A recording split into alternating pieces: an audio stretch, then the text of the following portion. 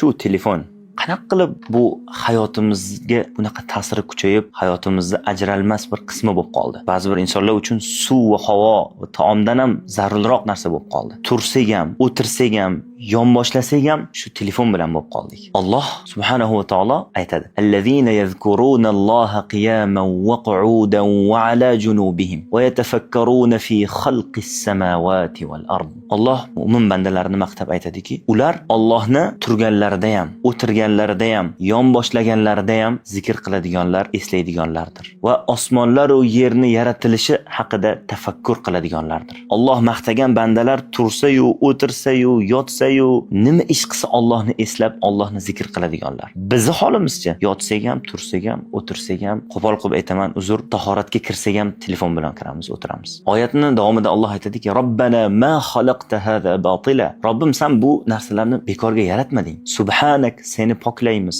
Faqina azaban nar, va bizni jahannam olovidan saqlagin. Jahannam oloviga chida olamizmi? Oddiy choynakdagi issiq choyni issig'iga chidamaymiz kuydirsa. Jahannam oloviga qanaqa chidaymiz? Alloh subhanahu va taolo bizni o'zini o'tirsa-yu, tursa-yu, yonboshlasa-yu Allohni eslaydigan, Allohga ibodat qiladigan bandalardan qilsin.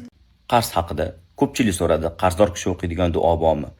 Shunaqa duo bor. Rasululloh sallallohu alayhi vasallam o'rgatganlar va va'da berganlar, kim shu duoni qilsa, Alloh uni qarzlardan qutultiradi. Men o'zim bu hadisni eshitganimda $6000 ga yaqin qarzim bo'lgan. O'qishim bilan Alloh shunaqa bir yordam bergan va qarzimdan qutulib ketganman. Abu Davudda keladi bu hadis. Duo qismi Sahihaynda ham kelgan. Rasululloh sallallohu alayhi vasallam masjidga kirganlarida Abu Umama radhiyallohu anhu ni ko'rib qoladilar, mahzun holatda. Va so'raydilar, nima bo'ldi? U kishi aytadilarki, g'amlar menga egallab oldi, qarzlarga botib qoldim dedilar. Shunda aytadilarki, Rasululloh sallallohu alayhi vasallam, men sizga shunaqa bir kalimalarni o'rgataman, uni aytsangiz, Alloh sizni g'amlaringizni ham ketkazadi, qarzlaringizdan ham qutultiradi. U duo: Allohumma inni a'udhu bika minal hammi wal hazan. Allohim, sendan g'amginlikdan va mahzunlikdan panoh so'rayman. Va a'udhu bika minal ajzi wal kasal. Ojizlikdan va dangasalikdan panoh so'rayman. Va a'udhu bika minal jubni wal bukhl. Qo'rqoqlikdan va baxillikdan panoh so'rayman. Va a'udhu bika min g'alabati ad-dayni va qahri ar-rijal. Qarzlar g'olib kelib qolishidan va kishilarning qahridan panoh so'rayman. Abu Umama aytadilarki, shuni aytdim, Alloh meni g'amlarimni ham ketkazdi, qarzlarimdan ham qutultirdi. Allohga qasam ichib aytaman, men ham shuni aytdim, Alloh g'amlarimni ham ketkazdi, qarzlarimdan ham qutultirdi. Qarzdor bo'lgan tanishlaringizga eslatma qilib qo'yinglar, bu duoni o'rgatib qo'yinglar. Assalomu alaykum. Ona. Kim u ona? Dunyoda jannatni ochilgan eshiklaridan bir eshik ona. Maryamni pokligi va Ayyubni sabridir ona. Allohning yer yuzidagi rahmati ona. Bizni yomonliklardan to'suvchi to'siqdir ona. Biz har kuni ko'radigan Allohning mo'jizasidir ona. Uyimizning eng go'zal ziynati va bezagidir ona. Yer yuzida o'xshashi yo'q yagona javhardir ona. Hayotimizda hech qachon takrorlanmaydigan umrning go'zal bir qissasidir ona. Uni yaxshi ko'rishlikka butun insoniyat ittifoq qilgan yagona shaxsdir ona. Bir kulgusi bilan butun olamni yoritadigan nur ona. Rahmonning roziligiga olib boradigan yo'ldir ona. Sabr maktabidir ona. Muhabbatga berilgan eng go'zal va sof ta'rifdir ona. Kasal bo'lsang shifoxonadir ona. Och qolsang oshxonadir ona. Nima qilsak ham haqqini hech qachon ado qila olmaydiganimizdir ona. Olamlarning Robbi o'z haqqidan keyingi o'ringa qo'ygan haqdir ona. Alloh subhanahu va taolo aytadi: Estaizu billah. Wa'budulloha va la tushriku bihi shay'a va bil walidayni ihsana. Allohga ibodat qilinglar va unga hech narsani shirk keltirmanglar va ota-onaga yaxshilik qilinglar. Bu Allohning buyrug'i. Alloh subhanahu va taolo ota-onalarimizdan rozi bo'lsin. Alloh ularni kechirsin. Hayot bo'lganlarini Alloh muvaffaq qilsin. O'zi adashtirmasin. Bizlarni ularga eng yaxshi farzandlardan qilsin. O'tib ketganlarini Alloh rahmatiga olgan bo'lsin. Joylarini jannatdan qilsin. Bankrot bo'lish. Bugungi kunimizda ko'pchilik bankrot bo'lib ketyapti. Kim eshitmasangiz bankrot bo'lib qoldik, ishimiz orqaga tortib ketib qoldi, pulimiz qolmadi degan gaplarni ko'p eshitamiz. Sizlarga savol: haqiqiy bankrot bo'lgan kishi kim o'zi? Bu savolni men bermayapman. Rasululloh sallallohu alayhi vasallam sahobalariga xuddi shunaqa savol berganlar. Atadruna manil muflis? Bankrot bo'lgan kishi kimligini bilasizlarmi? dedilar. Keling javobni Rasululloh sallallohu alayhi vasallam o'zlaridan eshitamiz. Rasululloh sallallohu alayhi vasallam aytdilarki, meni ummatimdan muflis, bankrot bo'lgan kishi qiyomat kunida namoz, zakot, ro'zalar bilan keladi. Ya'ni ko'plab amallar bilan, katta amallar bilan keladi. Lekin bu odamni so'kkan, bu odamni tuhmat qilgan, bu odamni molini yegan, bu odamni qonini to'kkan, bu odamni urgan, keyin zulm qilgan odamlariga uni yaxshiliklaridan, boyagi namoz, ro'za, zakotlaridan olib beriladi. Savoblari tugaydi. Savoblari tugagandan keyin bu zulm qilingan kishilarni yomonliklarini bu odamga olib beriladi. So'ngra do'zaxga uloqtiriladi. Mana shu odam haqiqiy bankrot bo'lgan odam. Va hadisda kelgan xislatlarni aksariyati bizning jamiyatimizda bor. Hammamiz o'zimizga qarashimiz kerak. Alloh subhanahu va taolo odil bo'lgan zot. Adolatli bo'lgan zot. Hech qachon birovning haqqini birovda qoldirmaydi. Alloh subhanahu va taolo aytadiki: "Va la yazlimu robbuka ahada." Robbing hech kimga zulm qilmaydi. To'xta ey Allohning dushmani. Aksariyatimiz shu masalada shaytonni o'yiniga o'ynab, shaytonni nog'orasiga o'ynab qo'yamiz. Bu nima desiz? Misol uchun biz bitta gunoh qilamiz, keyin uni gunohligini bilgandan keyin tavba qilamiz. Keyin shu gunohni yana qayta qilamiz. Yana tavba qilamiz. Yana qayta qilamiz, yana tavba qilamiz. Shu narsa takrorlanavergandan keyin shayton insonning xayoliga kelib aytadiki: "Sen munofiqsan. Sen odam bo'lmaysan. Sen Allohga va'da berib yana qayta qilaverasan. Sendan bir yaxshilik chiqmaydi. Sen tugading endi. Alloh seni endi kechirmaydi." degan shunaqa vasvasalarni olib keladi. Bu ko'pchilik insonlarda bo'ladi. Va bilib qo'ying, bu shaytonning o'yini. U sizni battar jarlikka qulashingizni xohlaydi. U sizni Allohga tavba qilmasligingizni, Allohga qaytmasligingizni xohlaydi. Har safar shunaqa bo'lsa ayting: "Yo'q, to'xta ey Allohning dushmani. Men Allohga tavba qilaman. Million marta shu gunohni qayta qilsam ham, Allohga million marta tavba qilaman. Chunki Alloh meni kechiradi" deng. Alloh va'da bergan. Rasululloh sallallohu alayhi vasallam hadis qudsiyda Alloh subhanahu va taolodan aytadilar-ki: "Ya ibadi innakum tukhti'una bil-layli wan-nahar." Ey bandalarim, sizlar erta yu kech gunoh qilasizlar. "Va ana aghfiru-zunuba jami'a." Va men gunohlarni barchasini kechiraman. "Fastaghfiruni." Mendan kechirim so'ranglar. "Aghfir lakum." Kechiraman. Alloh subhanahu va taoloni ushbu oyatini o'qimaganmisiz? Alloh aytadi: "Estaizu billah. Innalloha yuhibbut-tawwabin." Alloh ko'p tavba qiluvchilarni yaxshi ko'radi. Ko'p tavba nimadan bo'ladi? Ko'p tavba ko'p gunohdan bo'ladi. Shuning uchun tavba qilishdan charchamaylik. Alloh albatta gunohlarimizni kechiradi va shaytonning bu vasvasalariga uchib qolmaylik. Bunaqa bo'lsa, musulmon bo'lmagan milliarderlarchi? Alloh ularni ham yaxshi ko'radimi?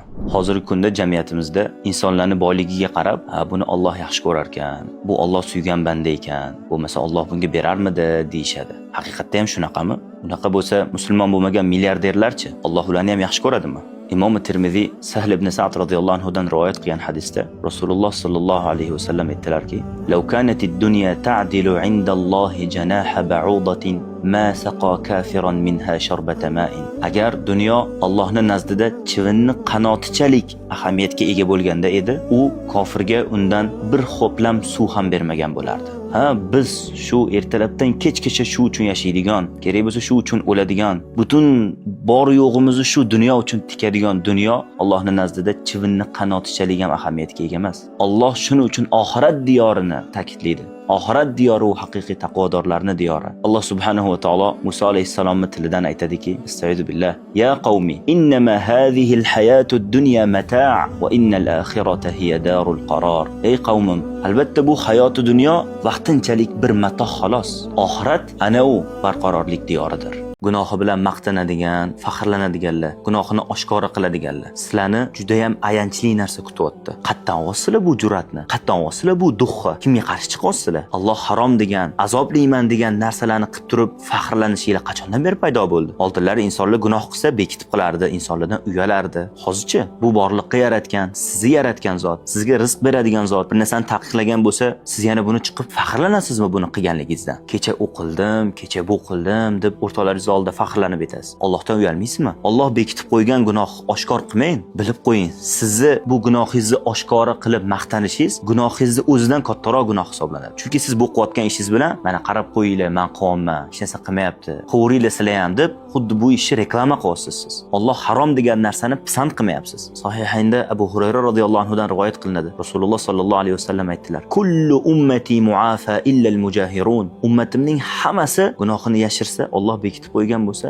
afu etiladi. Illa al-mujahirun, faqatgina gunohini oshkora qiluvchilar bundan mustasno. Va Alloh taolo aytadi: "Estaizu billah. Innal ladzina yuhibbuna an tashi'a al-fahishatu fil ladzina amanu lahum azabun alimun fid dunya wal akhirah. Wallohu ya'lamu wa antum la ta'lamun." Alloh aytadi: albatta mu'minlar orasida buzuqlikni, fahshni tarqalishini yaxshi ko'radiganlar uchun dunyoda ham, oxiratda ham alamli azob bor. Alloh biladi, sizlar bilmaysizlar.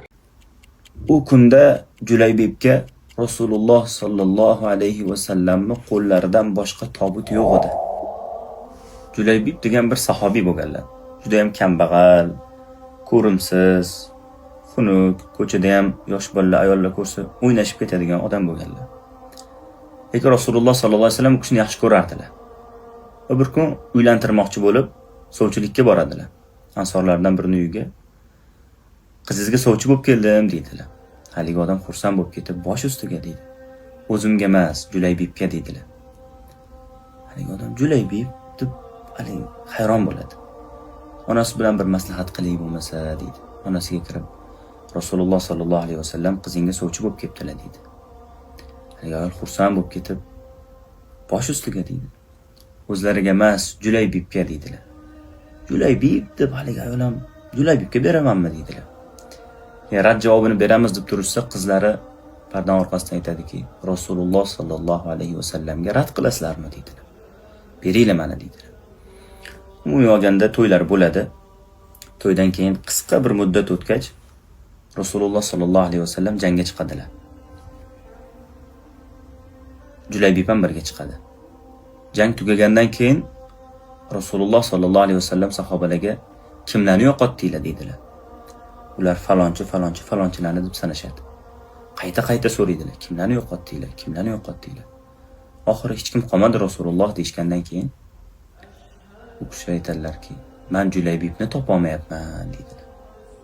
Hani odamlarning orasida bir ko'rimsiz, borligi ham yo'qligi ham bilinmaydigan odam bo'lganlar. Lekin Rasululloh uchun unaqa emas edi. Qidiringlar dedilar. Qidirishsa 7 kishini orasida topishadi Julaybibni. Rasululloh sallallohu alayhi vasallam u kishining jasadlarining ustiga kelib qarab turib aytadilarki, 7 kishini o'ldirdi va uni o'ldirishdi. Hada minni va ana minhu. U mendandir va men undanman. U mendandir va men undanman deb 3 marta aytadilar. Roviylardan biri roviy aytadiki, u kunda Julaybibga Rasululloh sallallohu alayhi va sallamning qo'llaridan boshqa tobut yo'q edi. Ya'ni Rasululloh o'z qo'llari bilan dafn qilganlar. Alloh taolo bizni ko'rinishimizga, boyligimizga, chiroyimizga qaramaydi. Alloh bizning qalbimizga qaraydi.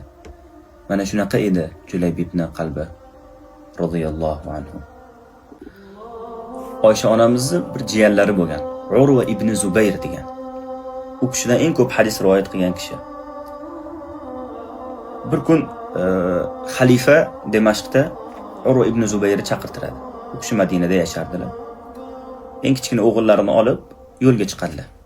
Yo'lda oyoqlariga bir kasallik yetadi va Damashqqa kirguncha yurolmaydigan holga kelib qoladi. Damashqqa kirib xalifa bilan ko'rishganda tabiblar ko'rib oyog'i aytishadiki, oyog'i zudlik bilan kesishimiz kerak deyshadi. Agar tizzadan o'tib ketganda o'lardingiz deyshadi. Unda mayli kesinglar dedilar. Faqat aroq ichishingiz kerak, og'rig'iga chidolmaysiz deyshadi doktorlar, tabiblar. Men aroq ichmayman dedilar.